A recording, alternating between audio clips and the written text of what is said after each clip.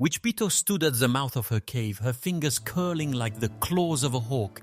Her eyes gleamed with fury. No one had invited her to the village celebration. A deep hum filled the air as she chanted, and the sky above the valley darkened ominously. The villagers' laughter below would soon turn into cries of despair as the storm gathered strength. Hans held Gretchen, who wept over her drenched wedding attire.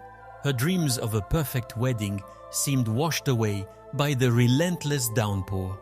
Hans clenched his fists.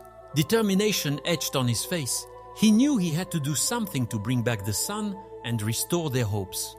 Hans sat dejectedly, pondering his next move when a small voice croaked from the darkness. A tiny green frog with large golden eyes stared up at him. "I know how to stop the rain," it said, startling Hans. He nearly fell over in shock, disbelief etched across his face. The frog told Hans that only the green cat could stop Witch Beetle's magic. However, the cat was guarded by a fierce, jealous goblin on the other side of the mountain. Hans listened intently, his mind racing with the possibility of saving the village. Hans, fueled by courage, set off up the treacherous mountain path. The frog nestled in his pocket, guiding him with wisdom. Yet, he couldn't shake the feeling that danger was waiting just ahead. The forest seemed alive, whispering secrets and warnings in the wind. Upon reaching the cave, the goblin was ready, standing guard with a swarm of glowing insects behind him. With a shrill whistle, the insects formed a buzzing wall between Hans and his goal. Tension hung thick in the air as Hans realized he had to think quickly to overcome this obstacle. Suddenly, the frog leaped from Hans' pocket, radiating a strange light.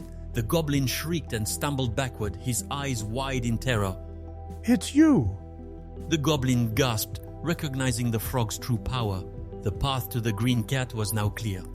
Beyond the goblin, in the heart of the cave, sat the green cat.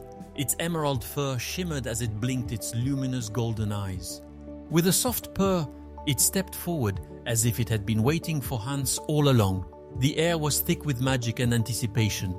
With the green cat in his arms, Hans raced back to Witch Beetle's lair. The storm was fading, but uncertainty lingered. Would the witch surrender so easily? The frog, now perched on Hans' shoulder, whispered words of encouragement as they approached the cave. As soon as the green cat entered the witch's cave, Beetle froze in fear.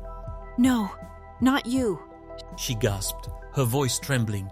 The cat leaped into the air, and in a flash of light, the witch screamed, transforming into a lifeless stone. The magic that held the valley in darkness was broken. With the witch gone, the storm lifted, and the sun returned to the village. The once panicked villagers now celebrated their salvation. Hans embraced Gretchen joyfully, their dreams of happiness restored. He smiled, knowing he had kept his promise.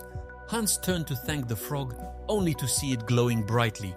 In a burst of light, the frog transformed into Prince Elias. He and the green cat had been cursed lovers, waiting for someone brave enough to set them free.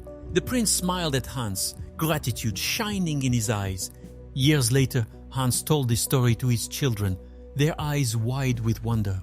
"And that, my little ones, is how I brought back the sun," he concluded, his voice filled with pride. The tale of bravery, magic, and love would be remembered for generations to come.